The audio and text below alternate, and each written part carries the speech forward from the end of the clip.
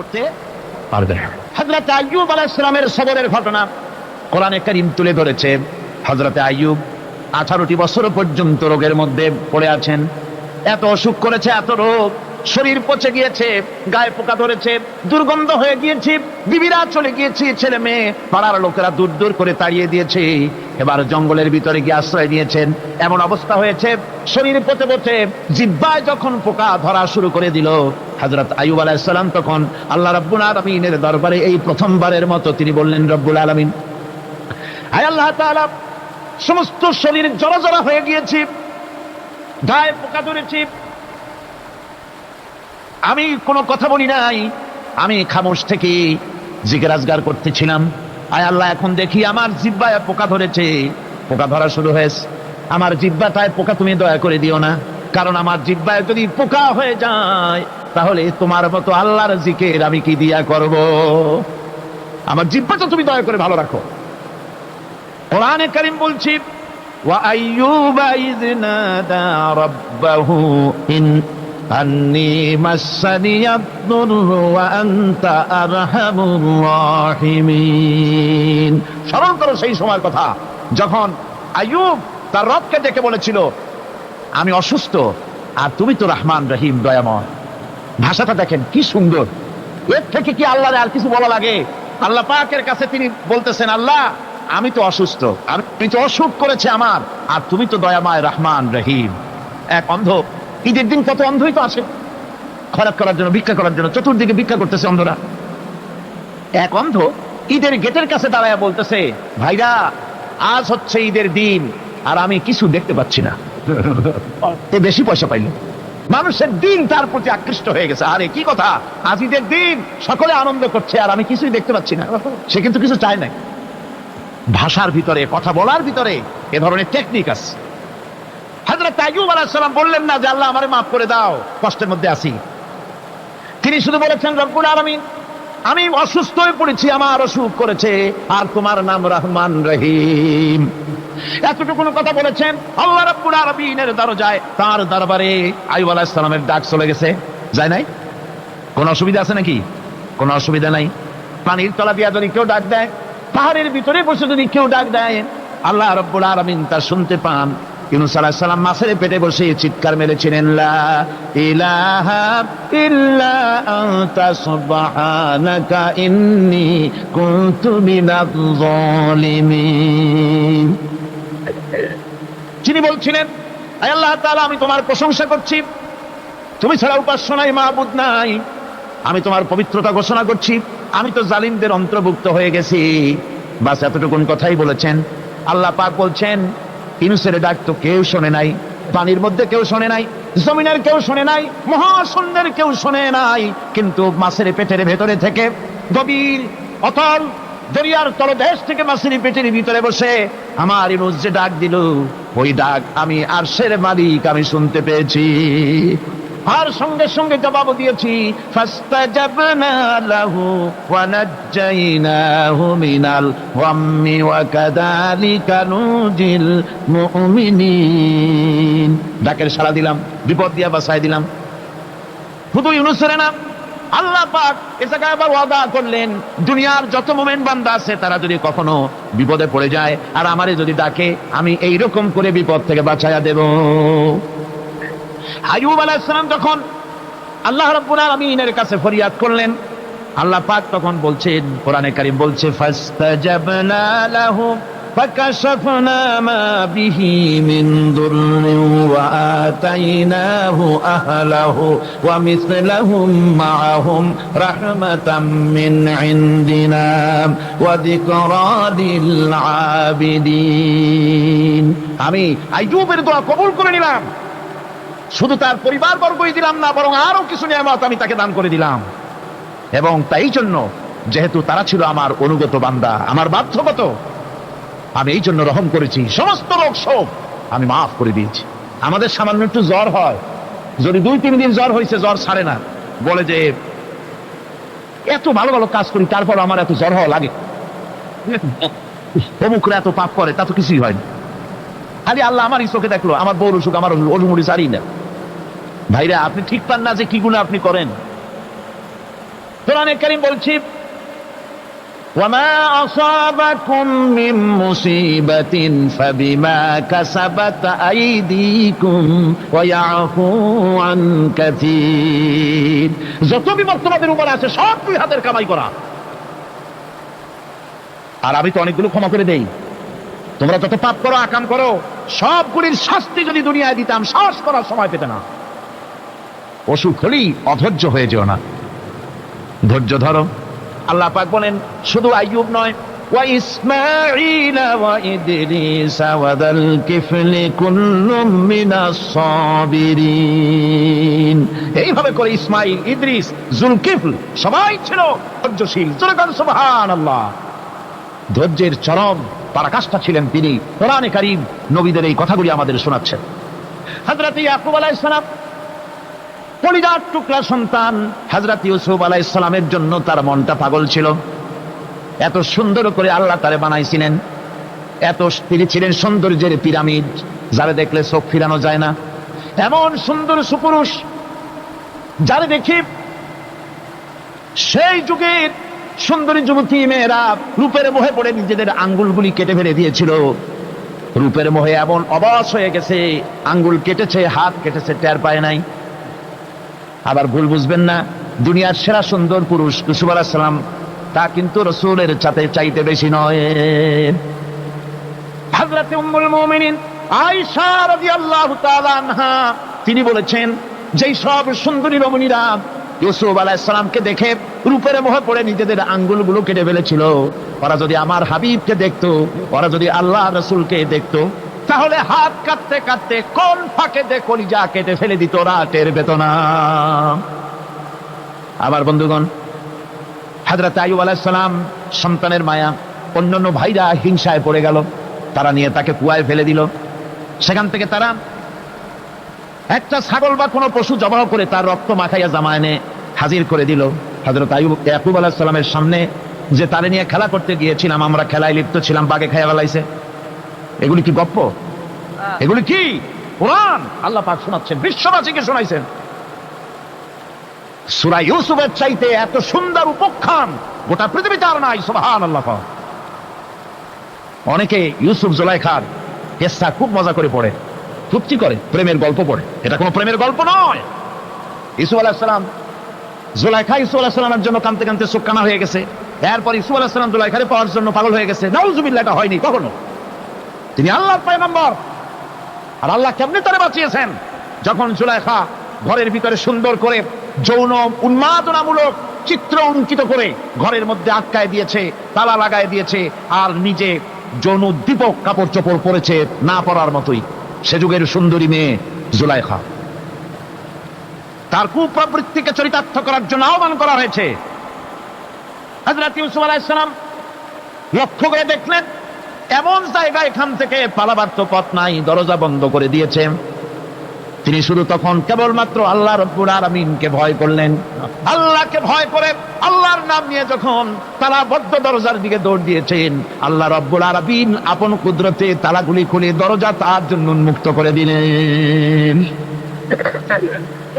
ইউসুফ আলাইহিস সালামকে ফালাই দিয়ে এভাবে করে কাপড় এনে দিল তার সামনে, রক্তমাখা কাপড় পেয়ে হযরত ইয়াকুব আলাইহিস সালাম সন্তানদের মুখে কাহিনী শুনে তিনি কি বললেন?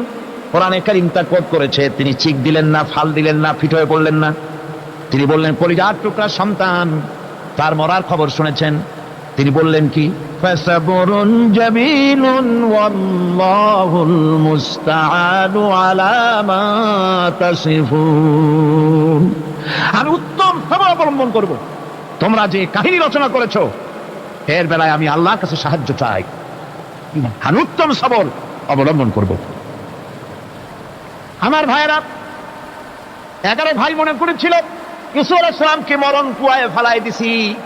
তারা তো ঠিক পায় নাই এটা মরণ কুয়া না, এটা হচ্ছে একটা সুড়ঙ্গ, যাকে ইংরেজিতে বলে টানেল। এটা এমন একটা সুড়ঙ্গ, ওরা মনে করেছে মরণ কুয়া, কিন্তু আল্লাহ রাব্বুল আলামিন এই কুয়াতে এমন বানালেন, ওরা একদিকে ফেলাই দিল মরণ কুয়ায়, এ কুয়ার আর এক মুখ দিয়া আল্লাহ রাব্বুল আলামিন ইউসুফ আলাইহিস সালামকে নিয়ে মিশরের সিংহাসনে বসায়া দিলেন। এটা মরণ কুয়া নয়, এটা রাজ সিংহাসনে বসার সুরঙ্গ পথ। ইউসুফ আলাইহিস সালাম আজ প্রেসিডেন্ট, সুবহানাল্লাহ, প্রেসিডেন্ট হয়ে বসে আছেন। ওদিকে কেনানে অভাব লেগে গেছে, সেখানকার মানুষেরা সাহায্য নিতে এসেছে। ওই 11 ভাইও আসছে। হযরত ইউসুফ আলাইহিস সালাম দেখেই চিনে ফেলেছে। ওরা কিন্তু তখনও ঠিক পায় নাই। হযরত ইউসুফ আলাইহিস সালাম চিনে ফেলেছেন। এখন কি করা উচিত? সবগুলোকে ঠ্যাং উপরের দিকে উঠাইয়া তারপরে সমানে ধোলাই দেওয়াই তো স্বাভাবিক ছিল, আমাদের মতো মানুষ হইলে, ঠিক কিনা? ঠিক তো বলবেনি, অভ্যাস তো এটাই। হযরত ইউসুফ আলাইহিস সালাম তাদের সামনে পরিচয় দিলেন। তারা যখন বুঝতে পারলো, লজ্জায় তাদের মাথা হেট হয়ে গেল। হযরত, তারা এক তো লজ্জা, আর 2 নম্বরের ভয়, জান নিয়ে কেনানে কেউ ফিরে যাইতে পারবো না। এখন অবস্থা হয়েছে যে জীবনই যায় নাকি এখানে। হযরত ইউসুফ আলাইহিস সালাম ভাইদের এই করুণ দুরবস্থা বুঝতে পারলেন। বুঝে চরম ধৈর্য ধরে তিনি কি বললেন? তিনি বললেন, লা তাসরিবা আলাইকুমুল ইয়াউম। ও ভাইরা, তোমাদের বিরুদ্ধে আমার কোনো ক্ষোভ নাই, দুঃখ নাই, বিদ্বেষ নাই, হিংসা নাই, আল্লাহর রাস্তায় মাফ করে দিলাম। আল্লাহু আকবার, সুবহানাল্লাহ। এর নাম পয়গম্বর। এর নাম কি? পয়গম্বর। কিসের লেনিন, কিসের মার্কস? জওয়ানেরা, ভুল পথে মানুষ চলেছিল। আলহামদুলিল্লাহ, আল্লাহ এগুলোরে ডাস্টবিনে ফালাই দিচ্ছে। কারণ আলহামদুলিল্লাহ, আলহামদুলিল্লাহ। পয়গম্বর কারে বলে? কারে বলে পয়গম্বর? কি চরিত্র! রাসূল করিম সাল্লাল্লাহু আলাইহি ওয়াসাল্লাম, তাকে একজন সাহাবী বলছিলেন, হুজুর বলছেন এই কামটা করলা না কেন? সাহাবী বললেন, হুজুর আপনি যদি চোখের ইশারায় বলতেন, মুখ দিয়ে না কইয়া, তাও তো আমি কামটা করে ফেলতাম, আমি তো বুঝি নাই। হুজুর বললেন, চোখের ঠারে ঠারে কাজ করা নবুয়তের শান নয়। আল ওয়াদুহু ওয়াস সারাহা, নবীরা যা করেন তা ডাইরেক্ট, কোনো বক্রতা নাই, স্পষ্ট কথা। আমার ভাইরা, হযরত ইউসুফ আলাইহিস সালাম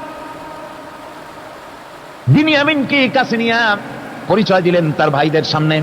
কোরআনে কারীম বলছে, ক্বালা আনা ইউসুফ ওয়া হাদা আখি قد من الله علينا إنه من يتقي ويصبر فإن الله لا يضيع أجر المحسنين। আমি ইউসুফ, আর এই হচ্ছে আমার ভাই। আল্লাহ আমাদের উপর ইহসান করেছেন।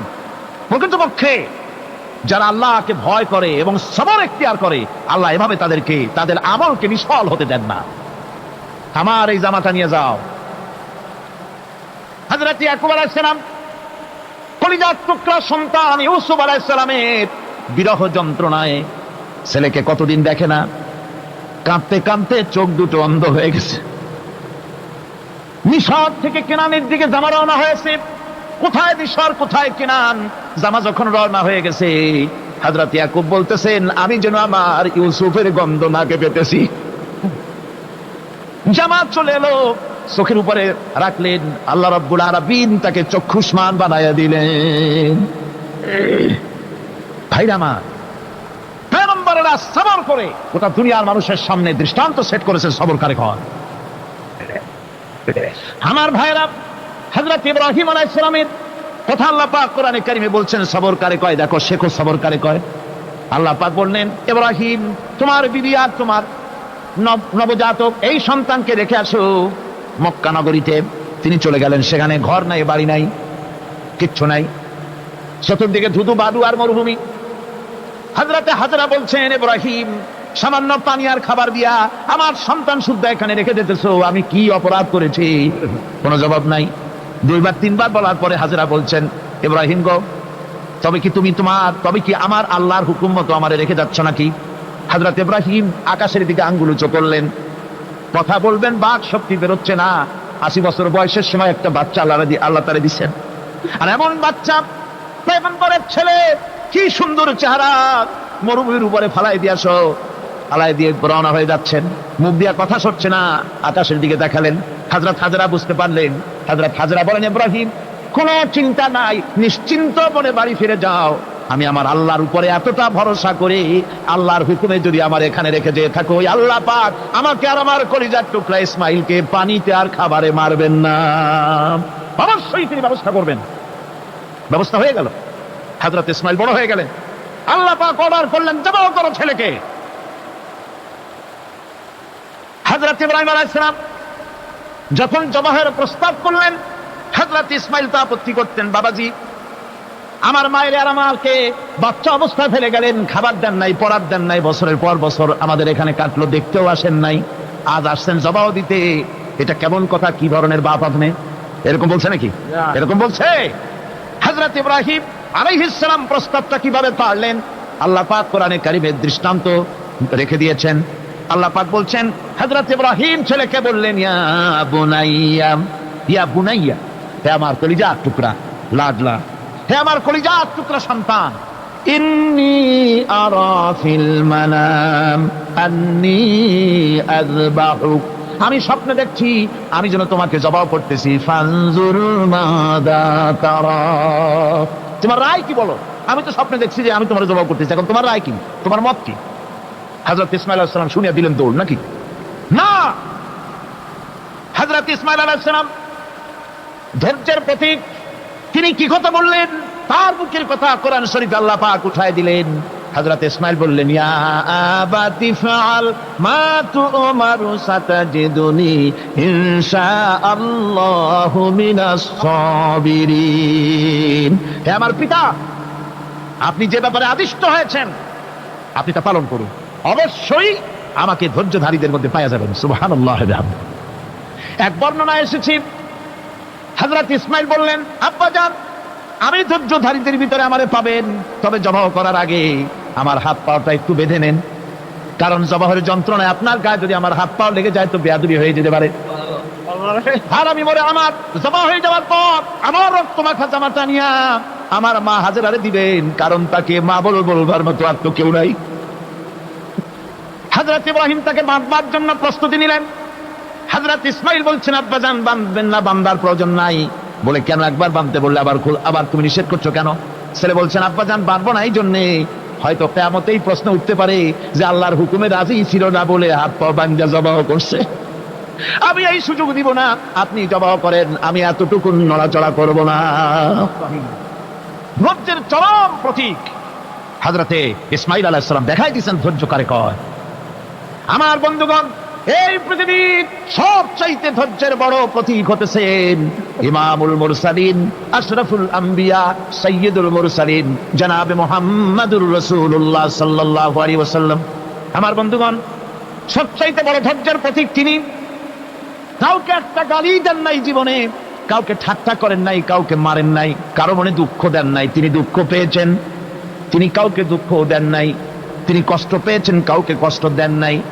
আমার ভাইয়েরা, তায়েফের ময়দান, আমার নিজের চোখে তায়েফে যেদিন আমি তায়েফ দেখলাম, আমি তায়েফে ঢুকেছি, জীবনে কোনোদিন যাই নাই, রমজান মোবারকে আমি সেখানে গেলাম, আমাকে বসার জন্য তারা নিয়ে যাবে, আমি বললাম আগে বসবো না, আমারে আগে নিয়ে যাও, আমার নবীকে কোন জায়গায় ওরা মেরেছিল সে জায়গাটা দেখাও। তায়েফের সেই গলিতে যখন আমি গিয়েছি, দুই দিকে পাহাড় দাঁড়ানো, তায়েফের লোক আমার সাথে ছিল, তারা বলল এই জায়গাটা প্রথম যেখানে চতুর্দিক থেকে নবীজিকে পাথর মারছিল আর আল্লাহর নবী বেহুশ হয়ে পড়ে গিয়েছিলেন। 3টা দিন না খাওয়া,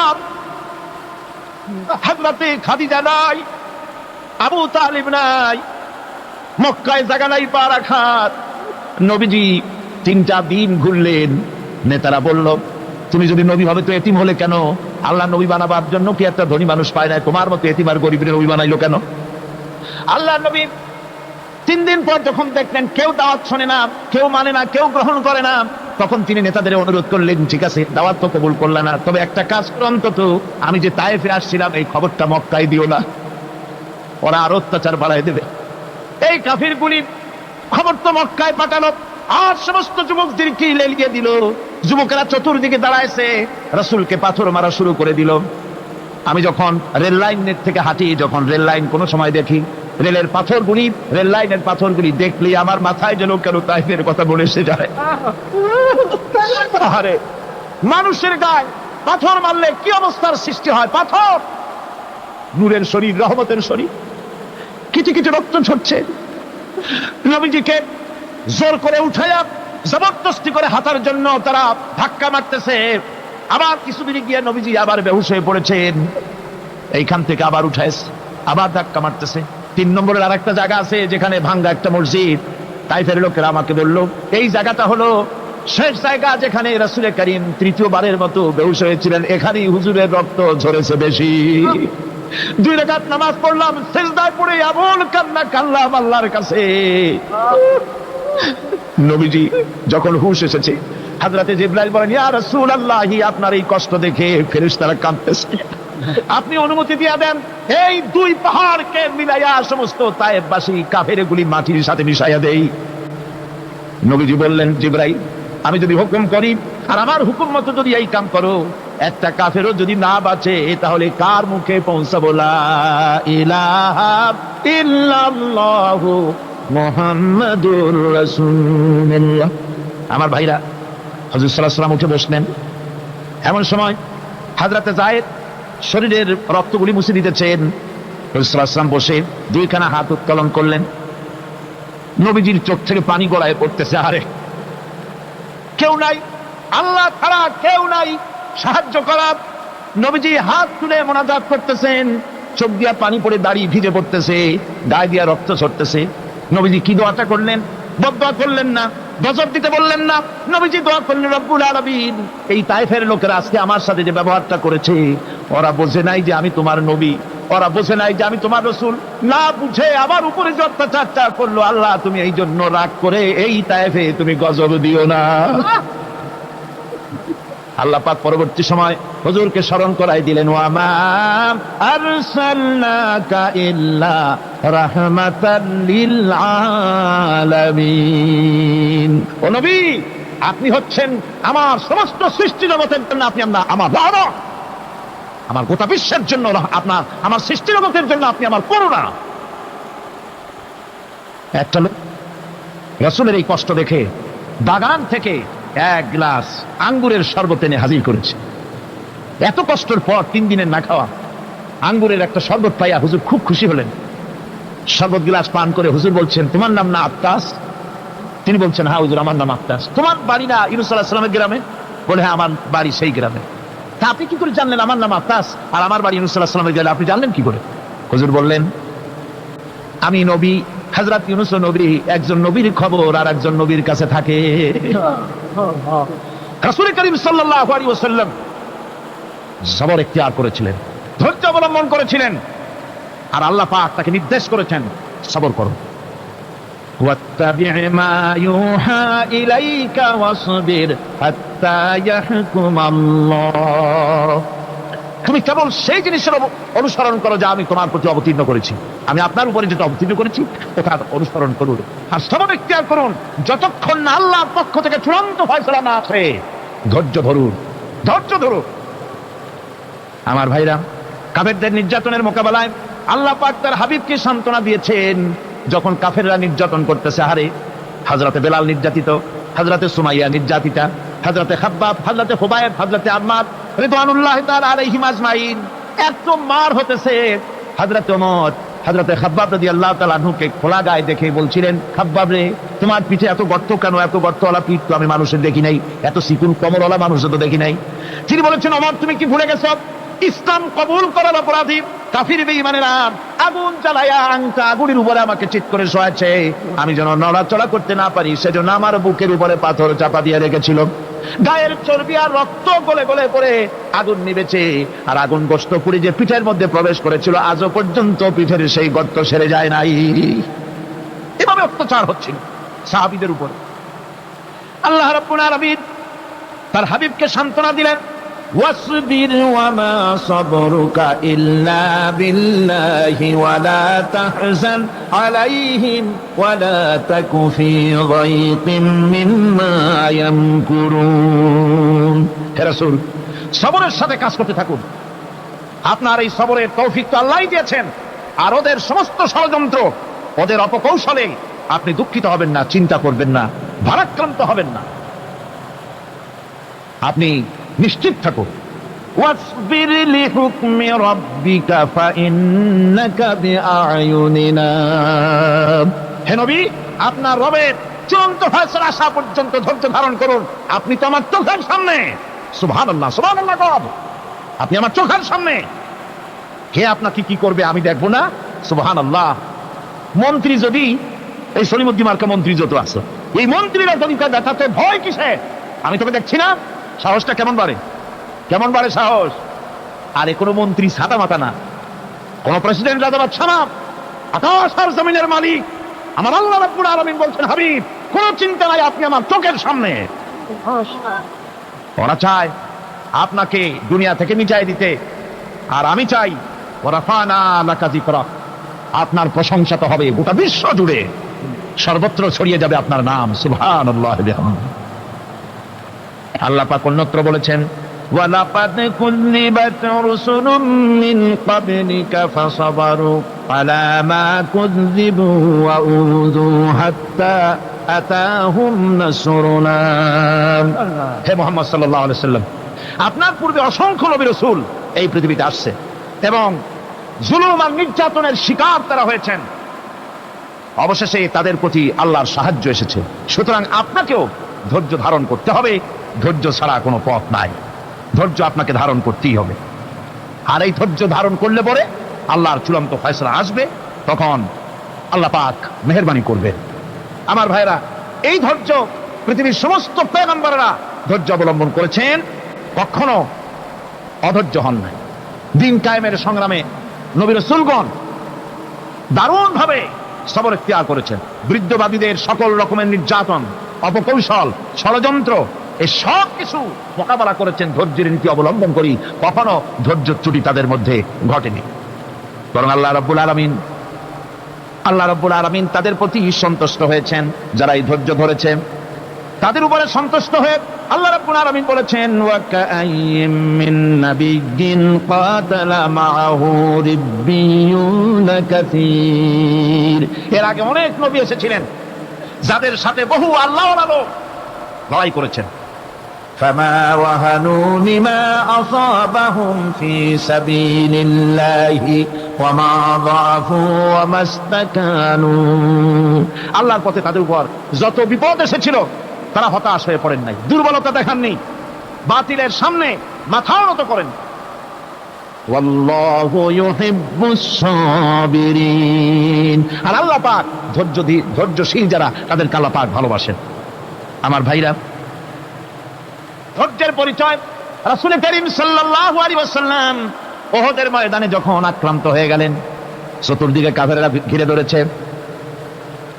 বাঁচার কোনো পথ নাই। সাহাবায়ে কিরাম রাসূলকে পাহারা দিলেন। যারা রাসূলকে পাহারা দিতে দাঁড়ায়ছেন, জীবন দিয়া পাহারা দিতে দাঁড়ায় গেছে, রাসূলের দিকে মুখ দিয়া, পিঠটা বাইরের দিকে দিয়ে রাসূলকে পাহারা দেওয়া শুরু করেছেন। হুজুরকে পাহারা দিতে যারা দাঁড়িয়েছিলেন, কাফের কর্তৃক নিক্ষিপ্ত কি তীরগুলি এসে যখন বিঁধতেছিল, শুধু একজন সাহাবী হযরত তালহার পিঠের ভিতরে রাসূলকে হেফাজতের জন্য 80টা তীর একজনের পিঠের মধ্যে দিয়ে গেছে। এক অসতর্ক মুহূর্তে নবীজির দান্দান মোবারক শহীদ হয়ে গেল, শিরস্থান ভেঙে গেল, লোহার কড়া প্রবিষ্ট হয়ে গেল কপালের ভিতরে। হুজুর মাথা ঘুরে পড়ে গেলেন। হযরত আবু উবাইদা রাদিয়াল্লাহু তাআলা আনহু হুজুরের মস্তক মোবারককে করে নিয়ে তারপরে বহু কষ্ট করে মাথা থেকে লোহার কড়া বের করলেন। এবার ওই কড়ার ছিদ্র দিয়ে রক্ত আসতেছে, মুখ দিয়ে রক্ত পড়তেছে, দাড়ি ভিজে যাচ্ছে। বুখারী শরীফে এসেছে, আল্লাহর নবী দুইখানা হাত নিজের চেহারার উপরে মলে আনে টাটকা রক্ত চোখের সামনে দেখে বলছেন, আহারে, এই কওমের ফালাত কি করে হবে, এই কওমের মুক্তি কি করে হবে, এই কওমের নাজাত কি করে হবে, যে কওম তার নবীর চেহারা রক্ত দিয়ে আল্লাহ বানাইয়া দিল। নবীজি বললেন, আল্লাহুম্মা গফিরলি কওমি ফাইন্নাহুম লা ইয়ালামুন। আয় আল্লাহ পাক, আমার এই কওম বুঝতে পারে না, ওদেরকে মাফ করে দাও। খবর ছড়িয়ে গেল নবীজি শহীদ হয়ে গিয়েছেন। খবর ছড়িয়ে গেল চতুর্দিকে, মদিনায় খবর ছড়িয়ে গেল। মানুষ পাগলের মতো দৌড়ানো শুরু করে দিল। এক মেয়ে লোক দৌড়াচ্ছে উহুদের দিকে, কয়েকজন সাহাবীর সঙ্গে দেখা। তারা জিজ্ঞেস করলেন, দৌড়াও কেন মহিলা, যাও কই? কয় উহুদের দিকে যেতেছি। কয় যায় তো কোনো লাভ নাই, যেহেতু তোমার যে স্বামী এসেছিলেন জিহাদের ময়দানে তিনি তো শহীদ হয়ে গেছেন। মহিলা বলতেছে, কে শহীদ হয়েছে শুনতে চাই না, আগে বলো নবীজি কেমন আছে। আবার কিছুক্ষণ পর আর কয়েকজনের সঙ্গে দেখা। তারা বলছে, মেয়ে লোক দৌড়াও কই? যাচ্ছি উহুদের দিকে। তারা বলছেন যে কোনো লাভ নাই, তোমার যে দুইটা কলিজার টুকরা সন্তান উহুদে এসেছিল দুটোই শহীদ হয়ে গেছে। মা বলতেছে, ও সাহাবী, কে শহীদ হয়েছে শুনতে চাই না, তাড়াতাড়ি করে বলো আল্লাহর নবী মুহাম্মদ রাসূলুল্লাহ সাল্লাল্লাহু আলাইহি ওয়াসাল্লাম কেমন আছেন। দৌড়াতে দৌড়াতে ওহদের মাঠে সাহাবায়ে কেরাম পরিবেষ্টিত আল্লাহর নবীর কাছে গিয়ে হুজুরের জীবিত চেহারা মোবারকের দিকে তাকায়া মেয়ে লোকটি কাঁদতেছে আর বলতেছে, ইয়া রাসূলুল্লাহ, আমার স্বামী মরা শোক, আমার কলিজার টুকরা দুইটা সন্তান মরা শোক আমার কলিজা থেকে মুছে গেছে, আপনি বেঁচে আছেন তামাম মুসলমানদের চাইতে বড় সান্ত্বনা আর নাই। ভাইরা আমার, রাসূল করিম সাল্লাল্লাহু আলাইহি ওয়াসাল্লাম এভাবে করে ধৈর্যের পরিচয় দিয়েছেন। গালাগালি দেন নাই, রাত করেন নাই, বদদোয়া করেন নাই। সুবহানাল্লাহ কোন সুবহানাল্লাহ। ভাইরা আমার, এই সবর এমন মহান বৈশিষ্ট্য, এর মধ্যে রয়েছে জিহাদের ময়দানে যদি লোক কম হয় আর যদি তাদের মধ্যে সবর থাকে, বেশি সংখ্যক লোকের উপরে আল্লাহ পাক সবরকারীদেরকে বিজয়ী করে দিবেন। কোরআনে কারীমে রব্বুল আলামিন বলেন, কাম মিন ফিয়াতিন কালিলাতিন গালাবাত ফিআতান কাসীরাতাম বিইذনিল্লাহ ওয়াল্লাহু মা'আস সাবিরিন। এমন ঘটনার বহু নজির আছে যে কম সংখ্যক লোকেদের উপরে আল্লাহ পাক বেশি সংখ্যক লোকেদের উপর আল্লাহ পাক কম সংখ্যক লোকদেরকে জয়ী করে দিয়েছেন। আল্লাহু মা'আস সাবিরিন, আর আল্লাহ আছে ধৈর্যশালীদের সাথে। আল্লাহ আছে কাদের সাথে? দেখেন না বদরের কামটা, বদরের ময়দান, 313 জন মুসলমান, অস্ত্রপাতি নাই, সামান্য সামান্য অস্ত্র, আর কাফেররা এসছে হাজারেরও বেশি। আমার বন্ধুগণ, ধৈর্যের কত বড় কাম দিল! ধৈর্য ধারণ করেছেন তারা, আল্লাহর উপরে ভরসা করেছেন। আল্লাহ রাব্বুল আলামিন অস্ত্রের কাজ কি দিয়া করায় দিলেন। একজন সাহাবী এসে বলছেন, হুজুর, জিহাদের ময়দান, ইসলামের প্রথম জিহাদ, আমার কাছে তো অস্ত্র নাই, মেহেরবানি করে একটা অস্ত্র আমারে দেন, আমি লাফায় পড়ি জিহাদের মধ্যে। হুজুর বলেন, অস্ত্র তো আমার কাছে নাই, দিবটা কি? সাহাবী বলছেন, হুজুর, অস্ত্র না থাকে যা পারেন তাই দেন, আপনার হাত দিয়ে যা দিবেন আমি দাঁড়ায় থাকতে পারবো না, জিহাদে আমাকে শরীক হতেই হবে। নবীজি কাছে পেলেন একখানা শুকনা খেজুরের ডালখানা তুলে সাহাবীর হাতে তুলে দিলেন। সাহাবী বলেন, রাসূলের হাতের দেওয়া শুকনা খেজুরের ডালটা নিয়ে আমি যখন কাফেরদের ভিড়ের মধ্যে ঝাঁপায় পড়ে যখন শুকনা খেজুরের ডাল দিয়ে আঘাত দিলাম, তখন ধারালো তরবারি দিয়ে আঘাত করলে যে কাম হয়, শুকনা খেজুরের ডালের আঘাতে কাফের দ্বিখণ্ডিত হয়ে জমিনে পড়ে গেল। ভাইরা আমার, আল্লাহ রাব্বুল আলামিন সবর যারা করে, সংখ্যা যদি কম হয়, আল্লাহ পাক তাদেরকে বিজয়ী করে দেবেন, এই ওয়াদা আল্লাহ রাব্বুল আলামিন করেছেন। এই সবরের গুণ ছাড়া জান্নাতেও প্রবেশ করা যাবে না। সবর যদি না থাকে বেহেশতে যাওয়া যাবে না। ভালো করে মনে রাখেন, আল্লাহ পাক বলছেন, আমা হাসিবতুম আন তাদখুলুল জান্নাতা ওয়া লাম্মা ইয়া'লামিল্লাহুল্লাযীনা জাহাদু মিনকুম ওয়া ইয়া'লামাস সাবিরিন। তোমরা কি মনে করেছো এমনি বেহেশতে চলে যাবা? এটা কি মামু বাড়ির আবদার নাকি? এমনি বেহেশতে চলে যাবা? অথচ আল্লাহ রাব্বুল আলামিন এখনো দেখেন নেননি যে তোমাদের মধ্যে কারা জিহাদ করতে প্রস্তুত, কারা তোমাদের মধ্যে জিহাদ করে জান দেওয়ার জন্য প্রস্তুত, আর কারা ধৈর্যধারী, এটা তো আল্লাহ এখনো দেখে নেন নাই। সুতরাং হক এবং বাতিলের সংগ্রামে লিপ্ত হতে হবে। আল্লাহ দেখতে চান কারা জীবন দিতে চায়। সুতরাং ইসলামী আন্দোলনে যারা শরীক হবে, তাদের বিপদ এবং মুসিবত দিয়ে আল্লাহ রাব্বুল আলামিন তাদের সাহসিকতা এবং ধৈর্যের পরীক্ষা নিবেন। কোরআনে কারীম বলছেন, وَلَنَبْلُوَنَّكُمْ حَتَّى نَعْلَمَ الْمُجَاهِدِينَ مِنكُمْ وَالصَّابِرِينَ وَنَبْلُوَ أَخْبَارَكُمْ। অবশ্যই আমি তোমাদেরকে পরীক্ষার সম্মুখীন করব, আর তোমাদের মধ্যে সত্যিকার মুজাহিদ, দৃঢ়তা অবলম্বনকারী কারা, আমি তা দেখব। এটা যেন আমি দেখে নিতে পারি, সেই জন্য আমি বিপদ এবং মুসিবতের মধ্যে তোমাদের ফেলবো। ধৈর্যধারীদের উপরে আমার রহমত অবশ্যই থাকবে। খবর এমন এক সম্পদ যা ধারণ করলে পরে আল্লাহ রাব্বুল আলামিন রাষ্ট্রীয় ক্ষমতা দান করে দেন। কোন সুবহানাল্লাহ, জোরে কোন সুবহানাল্লাহ। ধৈর্য ধারণ করলে আল্লাহ রাষ্ট্রের মতো বিরাট নিয়ামত আল্লাহ হাতে তুলে দিবেন। তার প্রমাণ কোরআন শরীফ আল্লাহ বলছেন, বনি ইসরাঈলরা মিশর থেকে যখন বহিষ্কার হয়ে গেল, তাদের যখন পা রাখার কোনো জায়গা থাকলো না, বনি ইসরাঈলরা মিশর থেকে যখন বহিষ্কার হয়ে গেল, এরপরে আল্লাহ পাক তারা যখন ধৈর্য অবলম্বন করলো, আল্লাহ পাক তাদের ব্যাপারে বলছেন, ওয়া আওরাসনাল কওমাল্লাযীনা কানু ইস্তাদআফুনা মাশারিকাল আরদি ওয়া মাগারিবা।